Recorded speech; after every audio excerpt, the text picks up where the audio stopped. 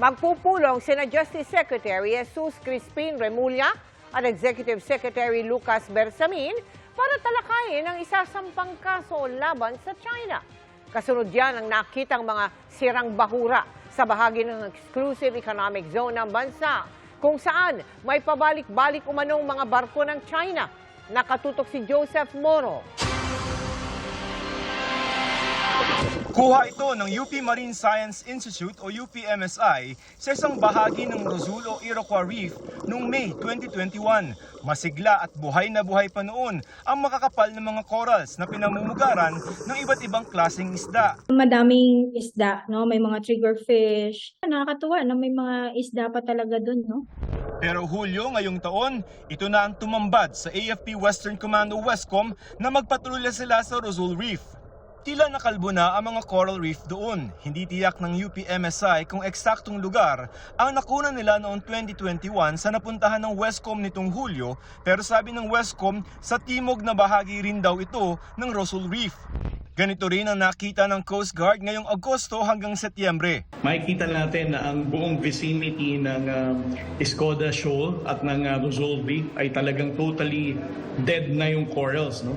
Sa Rosul o Iroquois Reef at sa Bina o Escoda Shoal, nagpapabalik-balik ang mga Chinese Maritime Militia nitong mga nakaraang taon dahil nagtatangka raw ang China na magtatag ng presensya doon dahil malapit lamang ang mga ito sa recto o reed bank na pinaniniwalaang mayaman sa langis at gas. Nakikipag-ugnayan na ang National Task Force for the West Philippine Sea sa UP Marine Science Institute at maghahain din ng kaso ang Pilipinas laban sa China. Ayon sa task force, aalamin ang lawak ng pinsala na nakita ng Coast Guard at Westcom. Ayon sa UPMSI, base sa isang pag-aaral, $140,000 o halos 8 million pesos kada square kilometer ang halaga ng mga coral reef sa Pilipinas base sa potensyal nito na makapag-produce ng mga isda at tourism value. Sabi ni Justice Secretary Jesus Crispin Remulla, magpupulong sila ni Executive Secretary Lucas Bersamin para pag-usapan ng isasampang kaso. We will pursue these cases against China. This has been happening for many years, but the documentation started a couple of years ago. Pinag-aaralan na rin ng Office of the Solicitor General ang pagsasampa ng reklamo sa Permanent Court of Arbitration laban sa China. Para sa GMA Integrated News, Joseph Morong, nakatutok 24 oras.